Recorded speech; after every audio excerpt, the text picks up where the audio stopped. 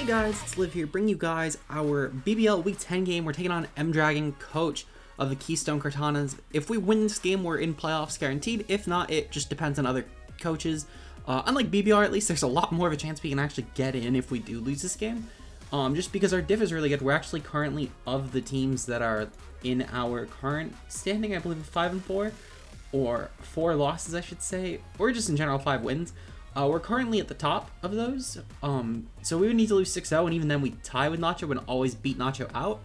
So we're pretty safe, I would say. However, this obviously, there are teams that can still overtake, such as Kyle Yo, if Kyle actually plays any of the 4 games missing, or Crypto as well. So it is better, of course, if we do win this. So yeah, with that being said, let's get into it. So my opponent's leads are pretty obvious.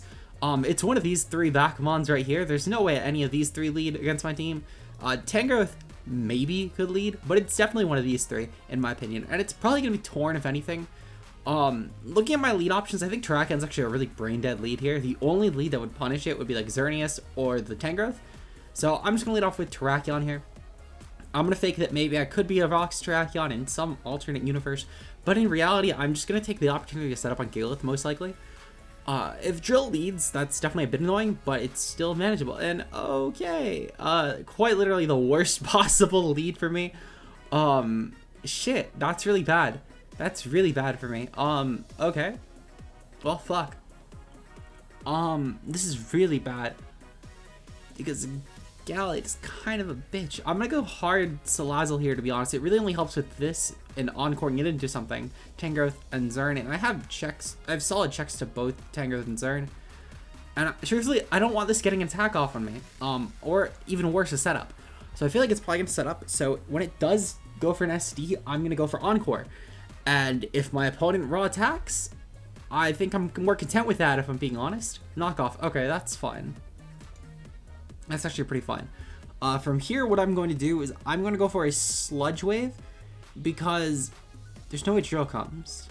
And I feel like if anything, Gigalith comes in, and I kind of want to poison that, if I'm being honest. So we're going to go for a Sludge Wave here. It should be a relatively free attack. As Gigalith is the switch in, but if we can poison that, that's pretty good. Terrakion can definitely set up on it and take advantage of that. So that'll be really helpful, of course. We could also go into something like Garchomp and start setting up. So that'll also be helpful. We just need to, again, get a poison off. So that's what I'm going to do. I'm going to try and get a poison off. This is kind of fodder now because once rocks go up, we're losing this. So I'm going to sack. I'm going to just go for the poison. If he wants to get up rocks, it's perfectly fine. I really cannot care less. Because there's no merit to preserving this right now. Okay, so he goes into Torn, perfectly fine. Torn is now taking chip. If this is a really bulky Torn, then it's gonna have to switch out here actually and go back into Gigalith. I'm gonna go for a flamethrower here, I think, just in case, in the really off chance that Drill comes in hard for some reason. Okay, so my opponent is at least faster. Okay. Oh, oops, I gotta tell Matt. I gotta tell Matt that I'm playing. Okay, alright, yeah, Matt wanted to mock me. Okay, so Torn went for knockoff there, that's fine. We know it at least creeps this. Torn cannot kill Terrakion no matter what. So I'm going to go into Terrakion, and I'm going to click Rock Polish. Because I feel like that Gallade probably doesn't come in hard on me. The switch in now is Tangrowth. Gallade actually came in hard on me. Well, what do you know? Shit. Okay, that's something I need to definitely keep in mind then, since it seems like Gallade is his switch into this. So, let's see. So, Terrakion versus Gallade. Mega. Okay. So, how much does Terrakion do? So close combat doesn't actually do a ton. His close combat would kill me back. But I don't have switching. I have literally no switch into this. Because if this clicks knockoff on Lunala, I'm kind of fucked. And truthfully, I think I'm better off sacking Terrakion, if I'm being honest. So what I'm going to do is I'm going to click Sword Stance. If my opponent tries to protect Lunala again and goes for knockoff, that's fine. I'm at least getting a nice attack boost. So I'm going to go for a Sword Stance here. I feel like this is a play I should never be making, which is purely why I'm going for it, because I'm really hoping my opponent overpredicts. Also, if this is not a really bulky Gallade, then a close combat at the +3 mark should kill us. Drain Punch. Okay. So that makes sense. At +2, Drain Punch can still do a lot. If we get like a max roll versus a no bolt Gallade, we can actually possibly kill us. even then, I mean, this would need Sneak to probably reliably just kill us right here. So I'm gonna go for Close Combat. Okay, so it does have Sneak. So we've revealed Sneak at least, that's fine. How much would Ice Punch do to Guard Chomp? That's something I need to check. So Ice Punch would kill. Fuck. How much does Gyarados take from a Drain Punch? Okay, so Drain Punch wouldn't kill us. In fact, actually, now that I think about it, I can go to Gyarados, not Mega, and just click Dragonitz here. Because if I don't Mega, then actually I could sub. I could definitely sub. Well, no, because Ice Punch. But I could still definitely probably sub, to be fair. It is a pretty free attack. So I'm gonna go for a sub here. And then I'm gonna go for Dragonitz. Because I think that's probably my only play right now. Having to have sacked Terrakion and Salazzle already was so bad. It was just such bad positioning, to be fair. I had a pretty free Lunala lead, I guess, versus Gallade, because without Rock Sub at least, I mean, I did a fuck ton to something. So that kind of blows, I'm not gonna lie. I choked that one pretty badly. I should still be able to possibly come back. Gyarados and Garchomp are really solid win cons here. So, yep, okay, so Tangrowth comes in perfectly fine. So Tangrowth can actually guarantee Breaker Sub, which is fine. I'm gonna just go for the Dragonitz here. Just to see. I'm gonna go for the Dragonitz and I'm gonna Mega Evolve just to see what happens. If we don't Mega Evolve, it's a neutral hit. Maybe Tangrowth won't click Giga Drain. So just click Giga Drain. Okay, yeah, so that guarantee kills. Or I guarantee break sub at least. So I'm gonna go for one more. So +2. How much does +2 Crunch do? So +2 Crunch should do around 40% of max Fizz Def, which is solid. That's not bad damage at least. It's not great damage either, of course. So we're gonna go for it. Okay, so yep, that's perfectly fine. And we're gonna go for Crunch here. That was an absolute mineral last time, but it still guarantees. So this was also an absolute mineral, and this was Helmet. Okay. So I'm really glad this was Helmet, actually, because this gave us the opportunity to let this get back as little as possible. We do sub up on this, guaranteed, as long as it's not an offensive set. That's why we ran all our Spadef this week.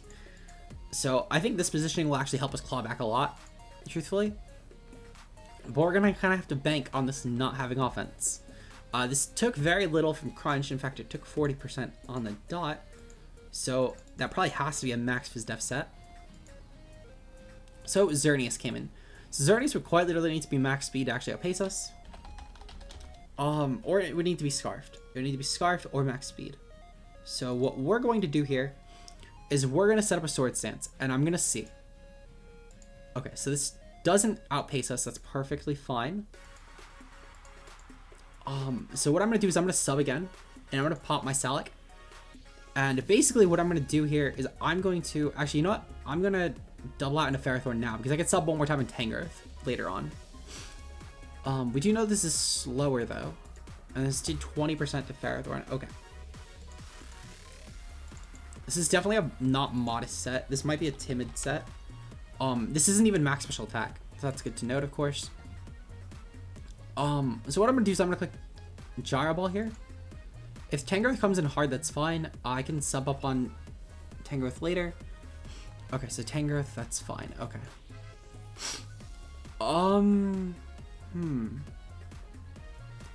Yeah, fuck. I'm trying to see how I don't get 6-0'd here. I'm not gonna lie. I'm gonna go hard Lunala and just hope my opponent doesn't click Knockoff. And my opponent clicked Knockoff. Okay, great. So I'm gonna click Moongeist Beam. And I'm gonna take advantage of, like, the one kill I can get on Gigalith at least. But fuck. Oh, I've played this so badly. What the fuck? Okay. Yeah, shit. Okay. So, alright. So we at least got that off. Yeah, that's good. That's good. How much does Xerneas take in comparison with Psyshock versus Moongeist? So Moongeist should do more. Moongeist did, like, 39%. Okay, so it's definitely a bulky set for sure.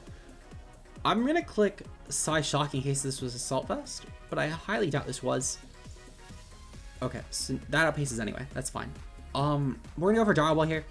Plan is basically to now sack Ferrothorn, have my Salic pop on the Xerneas because it is kind of in range of a maybe a high roll. Okay, so no, we just lose. Okay, so I got 6 out. GG to M Dragon. That was such a wash. I played that horrendously. It is what it is. We can maybe still, we actually probably do still make playoffs. So maybe this was for the best, I guess, because I can now build a better team that doesn't get 6-0'd. If you guys enjoy, leave a like down below, comment, subscribe if you're new. I'll see you guys in hopefully round 1 playoffs, if we still make playoffs, which I think is still likely somehow, because we're 5-5 plus 0. We're guaranteed 7th seed at least.